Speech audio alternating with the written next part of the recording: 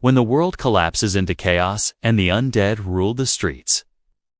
There's a strange logic that begins to form in desperate minds.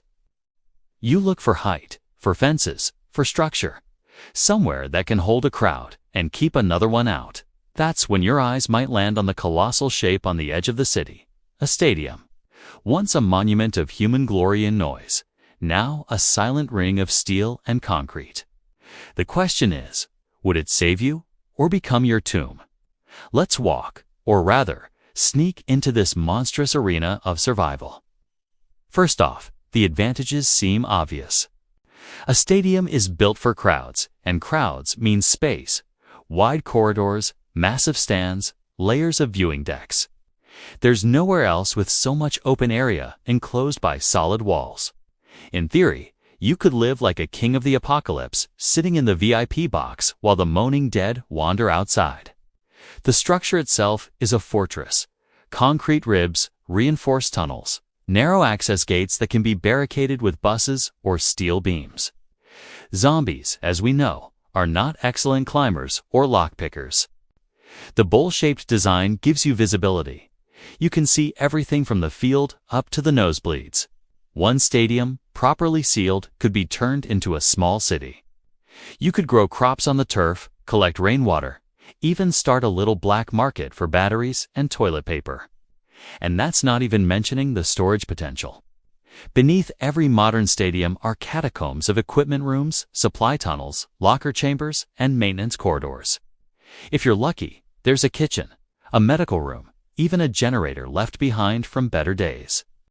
Some stadiums have solar panels on their roofs, water systems under the turf, and entire HVAC systems.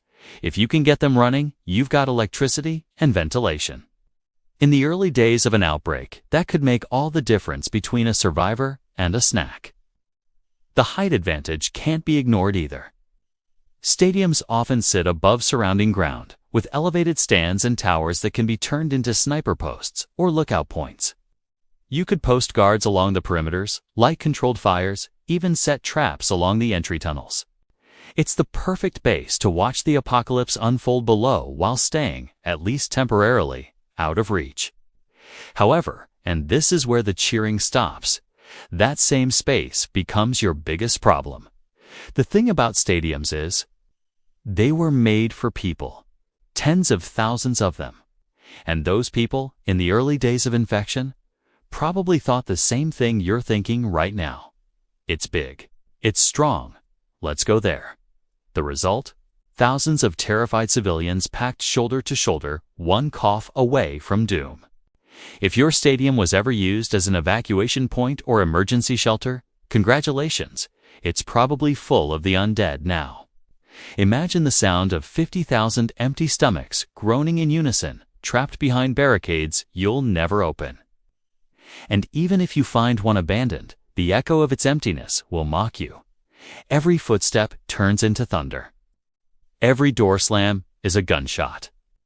The acoustics designed to amplify cheering crowds now betray you, carrying the sound of your can opening across the field to every zombie within half a mile. The very thing that made stadiums powerful, their ability to amplify, becomes a curse. Then there's the supply issue. Sure, space is great, but what are you going to fill it with? You can't exactly eat plastic seats. You'll need food, water, and fuel, and hauling those supplies up and down hundreds of stairs and corridors is like volunteering for cardio hell.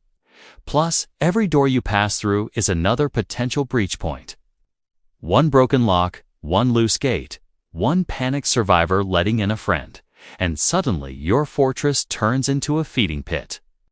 Worse still, stadiums are surrounded by open ground, massive parking lots and fields that make you visible from miles away. You can't hide there. Any group of bandits with binoculars will spot your smoke, your movement, your little rooftop farm. And since it's such a tempting target, you'll have to defend it constantly.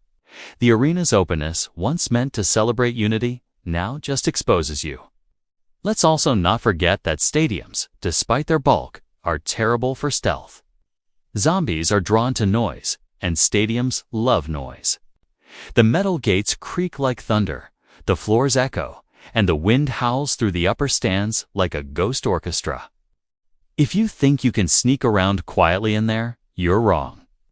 And when a zombie herd comes, and they will come, those long corridors and narrow tunnels turn into death traps. There's nowhere to run and no way to hide. Even the field itself becomes a liability. Imagine trying to escape when the exits are all blocked. The field, surrounded by stands, becomes a perfect pit, a bowl of doom. Once you're surrounded, you're finished. The same shape that once contained games now contains you. The grass may still look soft and inviting, but it's the kind of place where running in circles becomes your final lap. Let's take a moment to talk about psychology. Survival isn't just about shelter, it's about what it does to your mind. Living in a stadium might sound grand, but it's also deeply lonely. The ghosts of old cheers, the echo of the crowd, the banners flapping in dead air, all of it gnaws at you. Imagine sleeping in a locker room where once athletes shouted victory, now hearing only your own breath.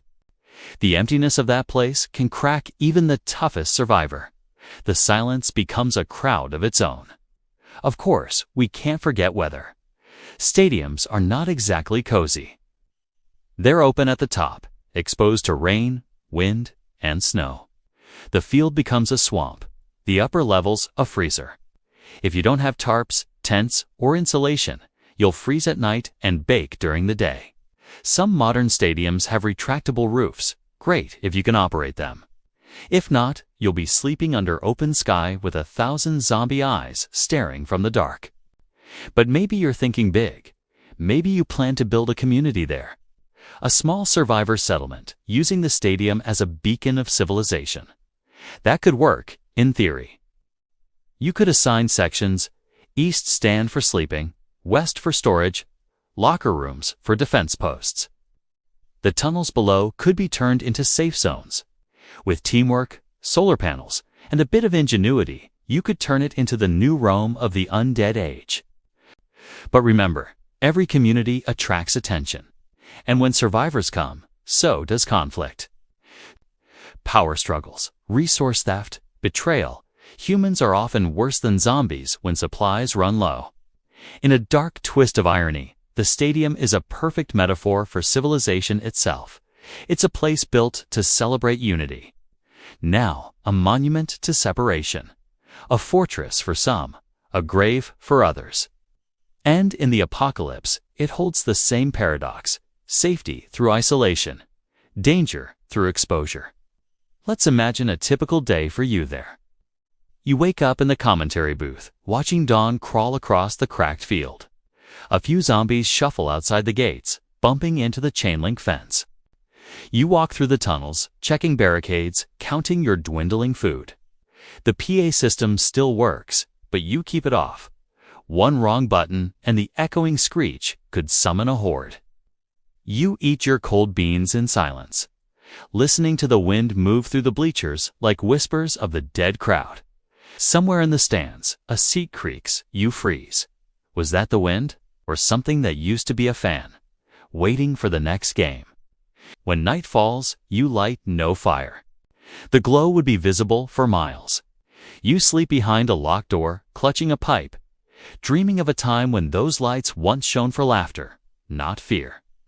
The next day, you explore deeper, the underbelly of the stadium. You find storage rooms filled with sports drinks and moldy pretzels. You find a medical station with dusty bandages. You find lockers with old names, players who once had fans, now just echoes. And then you hear it faint shuffling, the kind that doesn't belong to the wind. It comes from the tunnels below, where maintenance shafts lead to the outer gates. Maybe the infection got in through the drainage system. Maybe it's been here all along. You start to realize the truth. A stadium is too big, too hard to maintain. Too many doors, too many places for death to hide. A fortress only works when you can control its walls, and this one has too many. You could spend your whole life fortifying it, but all it takes is one weak spot, one mistake, one survivor who forgot to lock a gate. So, is surviving in a stadium good or bad. It's both. Like all things in the apocalypse, it depends on how long you plan to stay. As a temporary refuge, it's fantastic. You can regroup, patch wounds, plan your next move. As a permanent base, it's suicide by architecture. The size that makes it safe also makes it impossible to secure. The openness that gives you breath also leaves you seen. The glory that once filled it only reminds you how far humanity has fallen. If the world ends tomorrow and you find yourself standing before those massive gates with the word stadium shining faintly under blood-red sky, remember this: the walls will hold, but not forever. The echoes will keep you company, but not kindly. And when the cheering starts again in your dreams, it won't be for a team. It'll be for you, the last player left on the field. Verdict: surviving in a stadium during a zombie apocalypse is good for a night, bad for a lifetime. Because in the end, no matter how strong the walls, the real question isn't whether you can survive there. It's whether you can survive yourself inside it.